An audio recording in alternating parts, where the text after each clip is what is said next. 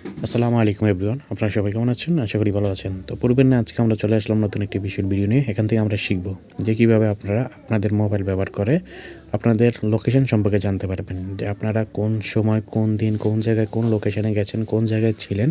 শুধু আপনার নয়, আপনার ফ্যামিলির যে কেউ বা যে কোনো জায়গায় গেলে আপনারা তাদের ফোনের মাধ্যমে তাদের লোকেশনটা জানতে পারবেন। এক্ষেত্রে হয়তো কেউ যদি মিথ্যা কথা বলে, সেই ক্ষেত্রে আপনারা সেটা বুঝে ফেলতে পারবেন তাদের লোকেশন মাধ্যমে, যে তারা এক্স্যাক্টলি কোন জায়গায় ছিল কি ছিল না।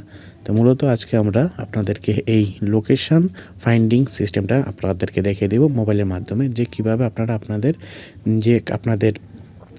যে কোনো তারিখ বা যে কোনো দিনের লোকেশানটা আপনারা কীভাবে বের করবেন। তো চলুন শুরু করা যাক। তো ফার্স্ট অফ অল আমরা আমাদের মোবাইল থেকে আমাদের সেটিংস অপশানে চলে যাব। তো চলুন আমরা আমাদের মোবাইলের সেটিংস অপশানে চলে যাই। আমরা আমাদের মোবাইলের সেটিংস অপশানে যাওয়ার পর আমরা লিখব যে লোকেশন হিস্ট্রি।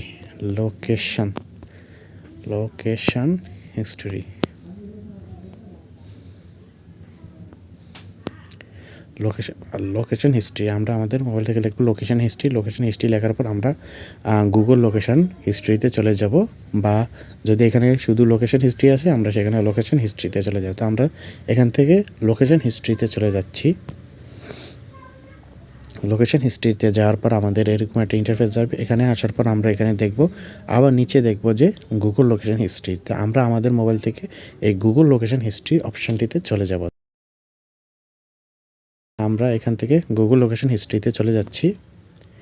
গুগল লোকেশন হিস্ট্রিতে যাওয়ার পর আমরা আমাদের যে কোনো আমাদের এখানে ইমেল আসবে, আমাদের যে কোনো আমরা আমাদের মোবাইলে যে ইমেল আছে ওই ইমেলটা আমরা সিলেক্ট করে দিতে পারবো। সিলেক্ট করে দিলেই আমরা আমাদের নির্ধারিত জায়গায় চলে যাব। তো আমরা এখান থেকে একটা লোকেশন সিলেক্ট করে দিচ্ছি, ইমেল সিলেক্ট করে দিচ্ছি। ইমেল সিলেক্ট করে দেওয়ার পর এটা লোডিং হওয়ার পর আমাদের দেখুন এই জায়গায় আমাদের এটা অপশান আসবে অ্যাক্টিভিটি কন্ট্রোলস। তো এখানে নিচে স্ক্রল করলে দেখবেন ম্যানেজ হিস্ট্রি একটা অপশান আসবে। আমরা এই ম্যানেজ হিস্ট্রিতে ক্লিক করব।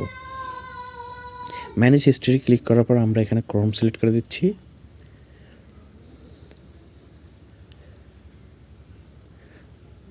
ক্রোম সিলেক্ট করে দেওয়ার পর আমাদের এরকম একটা ইন্টারফেস আসবে। তো এখান থেকে আমরা দেখতে পারবো যে আসলে আমরা কোন কোন জায়গায় গেছি। যেমন আজকে টুডে এখানে আছে যে টুডে, যেমন বাসা থেকে কোনো জায়গায় যাওয়া হয়নি।